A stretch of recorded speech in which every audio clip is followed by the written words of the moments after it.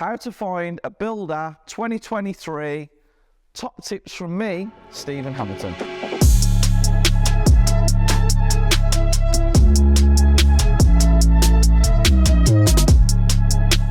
Guys, we all know that builders can be the bane of your property life or your property journey. Now, we've all heard the horror stories. Guys, remember, the horror stories are the things that everybody wants to talk about. Nobody really talks about the good things that contractors and builders do. Now, my builders do great things, and my horror stories are not that much really, to be fair. I don't have many of them. I have a story for things that I've gone through in my property journey, but all in all, my dealings with builders are very good. And as you prolong in your journey and as you get further and further into it, builders become easier to deal with. You will face the odd occasional hiccup, but the more experienced you are, the easier it is for you to spot a bad builder. And you know, you create relationships with builders, you become friends with them, you continue on your journey, you get them on your next project. It's just that you have to go through the bad to find the good. So here we go. My first tip is this. Word of mouth recommendation will always be number one. Friends and family who have used builders in the past, where you can go around to their properties, you can see what this builder has done with your own eyes, is the best way to find a builder. Word of mouth recommendation will always be my number one go-to.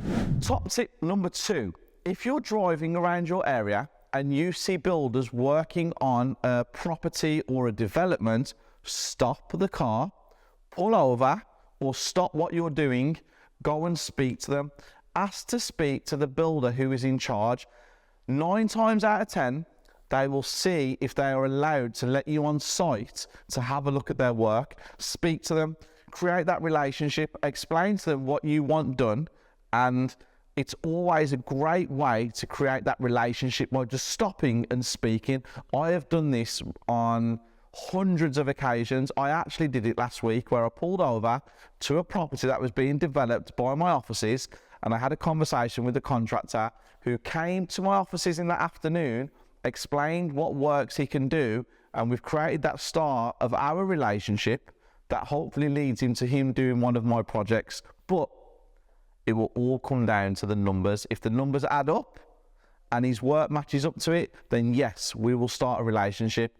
But due diligence is key. My top tip number 3 is Checkatrade. Now guys, we all know Checkatrade from the internet, and we all know how it works. The top reviewed is at number 1, and it goes all the way down to the bottom of the list for the people who have no reviews.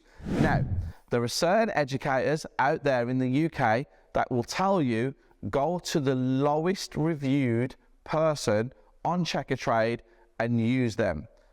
The stupidest advice I've ever heard, outrageous advice. The reason that they are at the bottom and they have no reviews is because they are usually shit. So guys, the top 5 on Checkatrade is very difficult to get. They have to be booked months in advance, and most people will start looking when they collect their keys. So 2 ways you can counteract this. 1, you can go and contact people on Checkatrade 4 to 6 weeks before completion of your property. Get them in, ask the estate agents or the director vendor seller if you can come round with your builder and have a look around and try and get them booked in early. That's the first thing you can do. Secondly, you can literally go down the list, look at the people who are in the middle, not your top 5, not your top 10, a little bit lower, and start making relationships with them. Book them in multiples of 3s and 5s on each day that you collect your keys and you want to show them around your property. Get them to give you a price. Get a specification sheet to give them so they have a clear understanding of what works you want them to do. So that's 2 ways that you can counteract the Checkatrade myths. 1, get them in before you get the keys. 2, go down past the first 5 or 10 top rated and start using the people in the middle. But again, guys, due diligence is key. Top tip number 4, choose a builder with experience. If a builder comes to you and says this is the first time they're doing this, this is something they've never done before, guys, red flag. Everybody needs to start somewhere. I completely understand, but not on your project. So don't give somebody a chance who's never done it before, because 9 times out of 10, it's going to cost you and only you. So always choose a builder who is experienced in the field that you want them to do something for you in. Tip number 5, make sure you meet the builder face to face yourself. Never, ever, ever let a builder go into your project who you have not met face to face, you've spoken to, you understand them, you've got their vibe, you feel their energy, you can understand if they know what they're talking about. Very simple.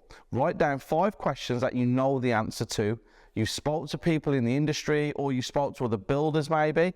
Write down the 5 questions, write down the 5 answers, and see if the answers match up to what you ask with the builder that you're meeting face to face.